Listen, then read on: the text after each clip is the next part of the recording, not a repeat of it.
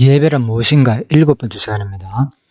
자, 우리는 시작하는 말에서 의식적인 예배 행위가 매우 큰 비중을 차지한다고 그랬습니다. 예배는 의식에 달리는 게 아니고 바로 신앙이 전제되어야 하고, 또 신앙은 바로 예배를 수말한다. 그리고 두 번째, 예배의 낱말의 뜻을 말합니다. 자바라는 말인데 바로 희생제사를 뜻하는 말로 특정한 의식과 형식만으로 드리는 것이 아니라 노예가 주인을 섬기는 뜻으로 제사 의식보다는 희생과 봉사라는 뜻으로 항상 하나님을 섬기는 삶 자체를 말하고요. 그리고 세 번째, 일반적인 관념에서 우리가 일반적 관념에서는 대예배라는 의식에 매여서 반드시 대예배라는 의식, 특히 11시 그런 대예배라는 의식에 참석하는 것으로 많은 사람들이 예배를 이해하고 있습니다. 그래서 바로 예배는 그런 의식에 얽매이는 것이 아니다, 그런 말이었습니다. 그래서 그렇다면 또 의식이나 어떤 형식은 의미가 전혀 없는가? 그렇지 않다. 그래서 의식이나 형식은 바로 보화를 담는 그릇으로의 의미는 있다는 거죠. 예. 자, 그리고 네 번째, 구약 시대의 예배입니다.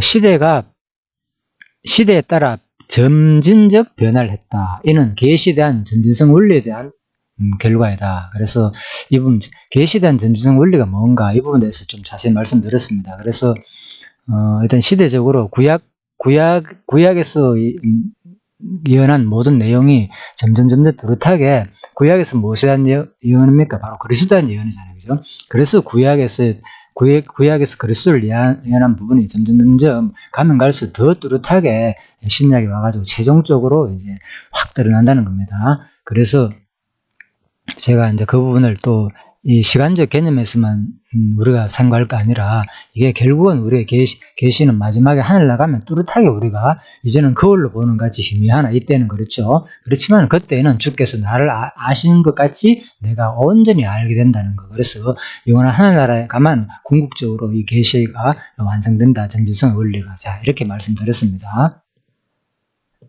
예, 그래서 이번 시간에는 고대 족장시대 예배입니다. 구약시대 예배가 이제 세 가지로 형태로 됐죠. 고대 족장시대, 그리고 국가 형성시대, 역대 왕정시대, 이렇게 되어 있습니다. 그래서 이번에는 고대 족장시대 예배에 대해서 살펴보도록 하겠습니다. 자, 첫 번째, 고대 족장시대 예배는 무엇이냐?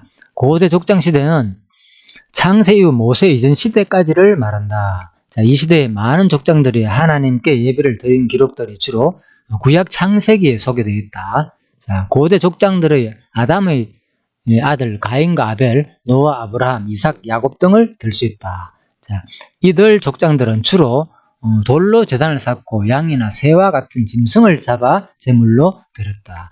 특히 하나님께서는 가인이 농사한 곡식을 제물로 드린 제사는 연락하지 않으시고, 아벨이 기른 양으로 드린 피의 제사는 연락하셨다. 자, 그 이유는 제사라는 것이 희생이나 도살하는 것을 의미하기 때문이다. 곧 피 흘림 없는 가인의 제사는 하나님께서 연락하지 않으시고, 피 흘림이 있는 아벨의 제사는 연락하신 것이다. 자, 그 이유는 제사라는 것이 희생이나 도살하는 것을 의미하기 때문이다. 곧 피 흘림이 없는 가인의 제사는 하나님께서 연락하지 않으시고, 피 흘림이 있는 아벨의 제사는 연락하신 것이다. 자, 이 부분입니다. 자, 그래서 지금 일단 고대 족장시대는 바로 돌로 제단을 쌓아가지고 양이나 새라는 이런 제물로 가지고 이제 예배를 드렸다는 겁니다. 그래서 제단의 형태가 뭐냐? 바로 돌로 쌓는다는 것이고, 그 제물은 뭐냐? 양이나 새나 이런 짐승을 잡아가지고 제물을 드렸다, 이렇게 볼 수 있습니다. 그런데 이 족장들은 뭡니까? 이삭, 아브람, 야곱, 그렇죠? 제사장이 아닌 게 차이 나죠. 자, 그래서 그리고 또 어떤 차이가 있겠습니까? 후대의 이제 왕정 시대나 국가 형성 시대하고 차이는, 바로 이때는 이제 돌로 양이나 이렇게 잡아 드렸고, 그리고 누굽니까? 바로 이렇게 아브라함이나 노아나 이런 족장들이 아무 때나 누구나 할 것 없이 이렇게 드릴 수 있었습니다. 장수도 불문입니다. 장수도 특정한 장수 지정한 곳도 없습니다. 본인들이 알아서 이렇게 드렸습니다. 그런 것이 다 허용된 시대입니다. 그렇지만 그런 것이 차이가 나겠죠. 자, 그래서 그리고 중요한 것은 이 부분입니다. 돌이나 양이나 이제 짐승을 잡아가지고 이제 이런 새와 같은 짐승을 잡아가지고 이제 하나님께 제사를 드렸는데 고대 족장 시대는 왜 중요한 거는 가인이 농사한 곡식을 제물로 드린 제사는 연락하지 않으시고 아벨이 기른 양으로 드린 피의 제사는 연락하셨다. 그래서 이 부분이 이제 질문이 되겠죠. 그래서 일단 그림을 한번 볼까요? 예, 이렇게 이제 가인의 이제 제물은 돌로 제물을 이제 태워가지고 번제를 하는 게 드리죠. 이렇게 이제 불기둥이 하늘나라 올라갑니다. 하늘로 정상적인 거잖아요. 그런데 이제 아벨은 이제 이렇게 과일이나 음식 같은 거 곡식 제사라고 그랬으니까 그죠? 그런 곡물들을 해가지고 이제 드렸다 이렇게 있습니다. 그래서 뭐 쌀 농사인지 보리 농사인지 정확하게 뭐 기록된 없습니다. 그런데 이제 연기가 밑으로 나가는 그림이기 때문에 아마 그런 표현 같습니다. 일단 이거는 이제 일반적인 이렇게 불을 태우게 되면 위로 올라가죠. 그런데 이제 이렇게 그림상 이렇게 이해하기 쉽게끔 이렇게 비교적으로 해놓은 것입니다. 자, 정확하게 어떻게 받았다는 것은 여기는 표현되지 않습니다. 뭐 아브라함의 제사는 분명히 연기가 그죠? 이제 불 사이로 뭐 연기가 지나갔다 이런 표현도 있지만은 자, 그래서 다시 질문을 하겠습니다. 하나님은 왜 가인의 제사는 연락하지 않으시고 아벨의 제사만 연락하셨을까? 자, 이제 이런 질문 우리가 생각할 수 있잖아요. 이런 내용을 볼 때에 바로 일단 답은 다 나와 있습니다. 바로 제사라는 것이 희생이나 도살하는 것을 의미하기 때문이다. 예, 그래서 우리가 이제 단어의 의에 대해서 분명히 앞에서 공부했잖아요. 그래서 의에 대해서 낱말의 뜻에 대해서 확실히 인식이 돼야만 여기서 이런 질문이 이제 어느 정도 해소가 되는 거예요. 그래서 우리가 기초적인 이런 것도 한번 생각을 필요가 있습니다. 왜 아벨의 제사는 그래서 뭐 제가 예전에 초등학생들 애들한테 가르칠 때 이런 기억이 나요. 아직도 하나 질문을 이제 예를 1, 2, 3, 4 이렇게 적어놓고 첫 번째 두 가지 기억나는데 첫 번째 왜 하나님은 아벨의 제사는 가인의 제사를 연락하지 않아하고 아벨의 제사는 연락했을까? 그것은 뭐라고요? 하나님은 첫 번째 하나님은 곡식보다도 뭐라요? 예, 고기를 좋아하신다. 뭐 이런 식으로 제가 예를 들어 기억이 납니다. 그래서 이제 그냥 재밌게 풀려고 한 기억이 나는데 진짜 그렇잖아요. 하나님 뭐 짐승을 좋아했나? 예, 곡식보다도 하나님도 육식 좋아했구나. 자, 그런 건 아니겠죠. 그래서 바로 하나님은 왜 가인의 제사는 연락하지 않으시고 아벨의 제사만 연락하셨을까? 그래서 피 흘림이 없는 가인의 제사는 하나님께서 연락지 아니하시고 피 흘림이 있는 아벨의 제사는 하나님께서 연락하신 것을 볼 때에 여기서 적어놨네요. 하나님은 곡식보다는 고기를 더 좋아하시는 분이 아니라 인간의 어떤 제물보다는 예수 그리스도의 피 흘린 제물을 원했다는 것을 말해준다. 처음부터 그러니까 우리가 여기서 살펴보는 거는 중요한 거는 여기 이제 가인이 결국은 이제 나중에 아벨을 죽이게 되잖아요. 그죠? 이제 형이고 동생인데 그래서 바로 처음부터 하나님께서는 종말을 구했다는 말이 있잖아요. 그래서 이미 태초부터 바로 빛과 어둠이 있듯이 바로 처음부터 하나님께서는 예수 그리스도의 모형인 그죠? 아벨이 그죠? 아무 죄 없이 누구 때문에 억울하게 죽었잖아요. 가인 때문에 그죠? 하나님께 제사 드리는 것 때문에 시기하고 질투 받아가지고 이 장면이 뭐가 같습니까? 마치 유대인들이 그죠? 예, 자기들을 어떻게 돌아보지 않아하는 그런 돌아보지 않아하고 많은 사람들이 그러니까 바리새인이나 유대인들을 따르지 않고 많은 사람이 예수를 따르니까 유대인들이 시기했잖아요. 그러니까 결국은 죽이게 되잖아요. 그죠? 자, 여러 가지 함정과 모함을 통해서 율법을 어긴다. 온갖 이제 모락을 통해서 죽이게 되는데 바로 이런 것들이 구약에 처음부터 이미 그리스도의 죽음을 이 아벨의 제사를 통해서 우리는 알 수 있다는 거죠. 그래서 바로 이런 구약이 다 예수님께서 왜 그래서 성경에 내게 대한 증거다. 너희가 성경에서 영설을 얻는 줄 성경을 상관하거니와 요한복음 5장 39절에서 그 성경은 내게 대한 증거다. 이렇게 말하신 단호하게 한마디로 성경은 나에 대한 얘기다 말한 이유가 전부 다 구약의 모든 사건들은 장차 오실 그리스도를 바로 예언한 내용이다. 그런 말입니다. 그래서 우리가 이런 내용에서도 확실히 알 수 있겠죠.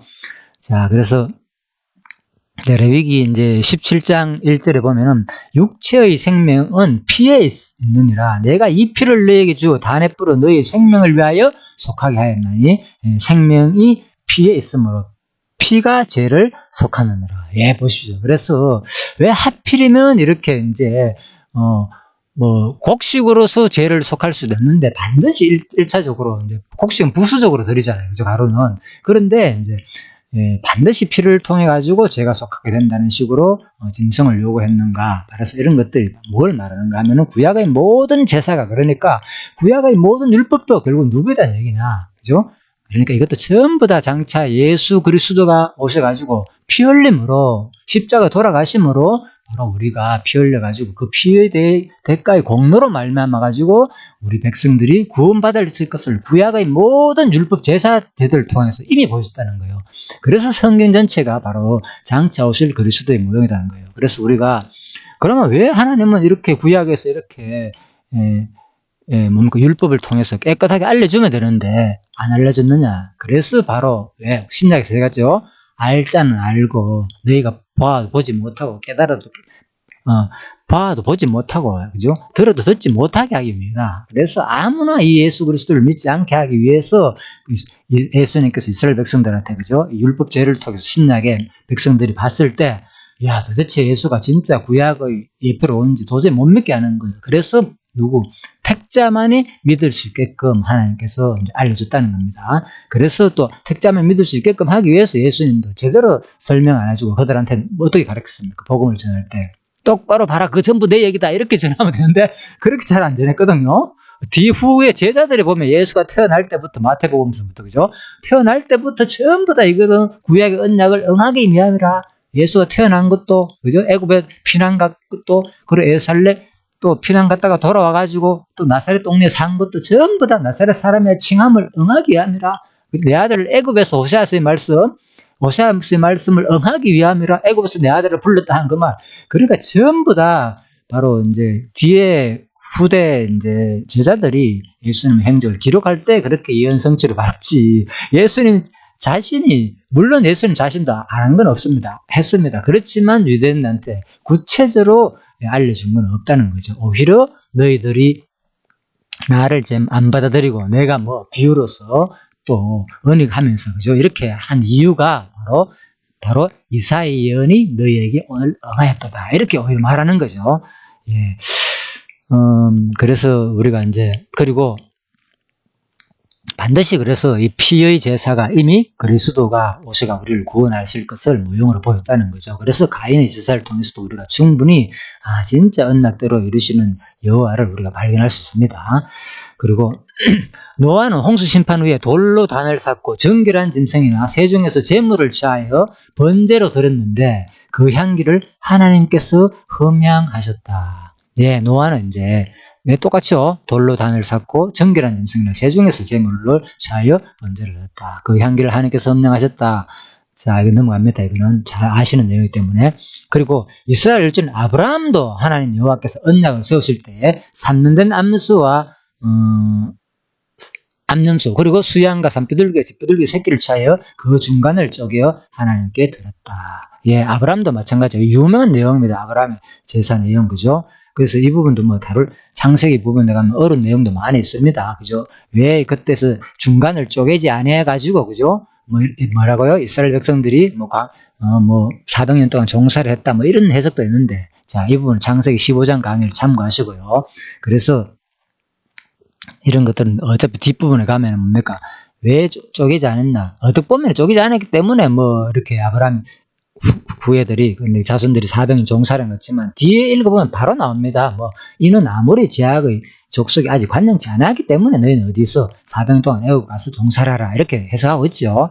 자 그리고 사랑하는 독자 이삭을 번제로 드리라고 하셨을 때 지시하신 곳에 단을 쌓고 이삭을 대신에 준비된 순양을 잡아 번제를 드리기로 했다. 자, 이때도 뭡니까? 이삭 잡아 번제 드릴 때도 뭐로 했다고요? 예, 어린 양을 잡아가지고 대신 드렸죠. 자, 이삭분도 마찬가지요. 이삭이 바로 뭡니까? 이삭이 사람을 잡아 죽이려고 했잖아요. 그런데 하나님께서는 그러니까 뭐 사람 제사를 이런 것들이 뭔가 우리가 보면 이상하잖아요. 이게 이해가 안 가잖아요.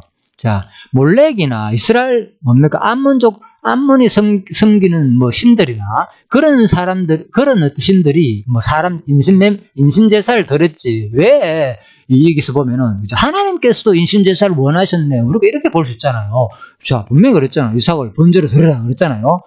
창세기 22장에 보면은. 그래서 이거 도대체 이해하기 힘들단 말입니다. 그래서 이런 것들이 뭔가 하면은 구약 자체가 어떤 것을 모방하는 게 아니고 오히려 누가 모방했는가 하면 후대에 많은 사람들이 이미 창세기에 있었던 이런 것을 보면서 바로 하나님이 마치 인신을 원하는 것 같다 이렇게 보는 거예요. 그래가지고 이제 그들이 오히려 신을 모방해가지고 그런 제사를 드렸다고 봐야지. 자, 결코 이제 성경이 그들이 이제 신을 모방한 건 아닙니다. 그래서 바로 독자 이삭을 번제로 드리라고 하는 이 자체가 뭘 말하는가? 구약 자체는 모형이라고 했잖아요. 전부 다 예수가 이루실 것이라는 모형적이다. 그러므로 예수가 성취할 때 하나님은 끊임없이 자기 존재를 계시하는 데 목적이 있다. 자, 그래서 이 장면도 똑같이 뭐라고요? 이 예배도 결국은 우리가 하나님께 예배 드리는 거, 여기에 초점을 많은 사람들을 맞추게 되면 내가 드리고, 그러니까 반드시 특정한 장소에서 드리는 거, 구약의 모습을 우리가 본받으려고 그러잖아요. 11시 정확하게 어디서 성가대가 있고 뭐가 있고 이래가지고 쫙. 그래서 이런 것들이 다 그리스도가 오셔가지고 이루실 것의 모형으로 봐야 되는데 그러지 않고 우리가 아직도 알게 모르게 이 신약시도 그런 잠재들이 남아있습니다. 자, 그래서 이 공부를 통해서 그걸 벗어나자는 거예요. 제대로 알자는 거예요. 예배가 진짜 무엇인지를. 그래서 예배란 것은 결국 뭐냐? 이 현상들은, 예배 현상들은 전부 다 구약의 언약이 성취되는 사건으로 바로 장차 오실 그리스도를 모형으로 보여준다는 거죠. 그래서 바로 이것도 주체가 바로 하나님이 작정하시고 하나님이 바로 누굴 통해서 참된 그리스도를 통해서 스스로 받아시는 것이 근본 예배의 원형이다. 자, 이렇게 우리가 마지막에 결론으로 정리할 겁니다. 자, 그래서 독자 이삭을 통해서 번제로 드리라고 하는 이 장면도 자, 누구에 대한 얘기냐? 그래서 바로 예수가 장차 오실 예수가 바로 우리 죄를 위해 가지고 대신 드려질 것에 대한 내용이다. 자, 이 부분에 대해서는 많은 학자들이 예수에 대한 모형으로 봅니다. 이건 더 이상 언급 안 해도 되겠죠. 자, 그래서 일단은 이제 이렇게 순양을 잡아.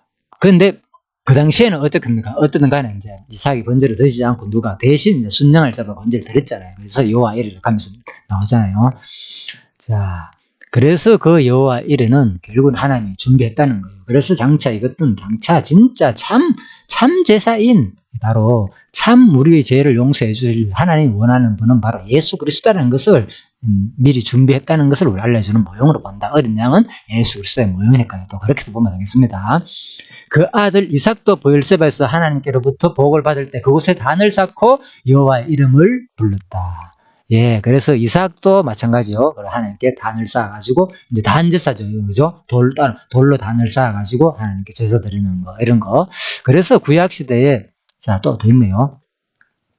이삭의 아들 야곱 역시 하나님께로부터 복을 받은 후 돌기둥을 세우고 그 위에 전점을 붓고 또 그 위에 기름을 부어 제사를 드리고 그곳 이름을 베델이라 불렀다. 자, 제가 그림을 다 찾지 못했네요. 이제 그러면 더 쉽게 이해가 될 건데, 왜냐면 워낙 잘 아는 사건이니까 자, 필요 없습니다. 그러니까 뒷부분은 그림을 좀 많이 찾았는데, 그래서 돌기둥을 세워가지고, 그죠? 이제 이렇게 그 기름을 부어가 제사 드리고 그곳 이름을 베델이라 불렀다. 유명하죠, 베델. 그 하나님의 집이라는 뭐 그런 뜻이요, 그죠? 그래서 바로 돌기둥 쌓아가지고 아무 곳에나 특정한 장소가 아니잖아요. 그죠? 누구 또 개인이 이런 족장들이 마음껏 드릴 수 있는 것이 구약 제사의 특징이었다. 자, 이렇게 볼 수도 있습니다. 그리고 이렇게 족장들의 예배 곧 제사는 대부분 족장 자신들이 돌로 단을 만들고 그 위에 짐승을 잡아 드린 것이 특징이었다. 자, 그래서 족장 자신 스스로 그리고 어디다가요? 뭐로 드렸다고요? 돌로 단을 쌓고 제단을 만들고 다음에 뭘 잡아가? 제물은 뭐냐?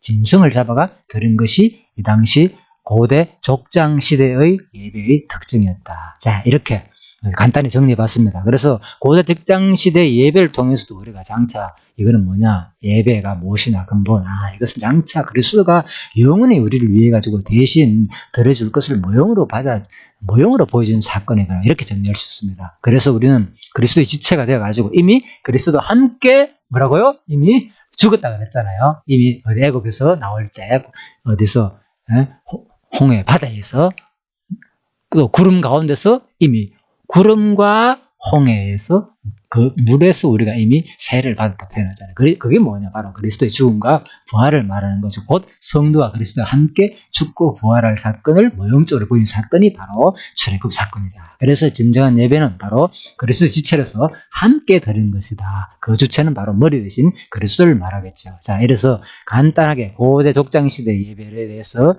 정리해봤습니다. 자, 잠시 기도하고 마치도록 하겠습니다. 하나님 아버지, 이 시간 또 예배란 무엇인가에서 바로 고대 족장시대 예배를 통해서 우리가 진짜 예전에는 어떻게 예배를 드렸고 그것이 도대체 무엇을 의미하는지를 다시 한번 살펴봤습니다. 이 시대에 참으로 많은 사람들이 도대체 예배가 무엇인지 몰라서 특정한 장소에서는 반드시 드려야 된다고 주장하는 사람들도 있고 우리도 알게 모르게 어떤 외식이나 형식에 얽매여 사는 경우가 많이 있습니다.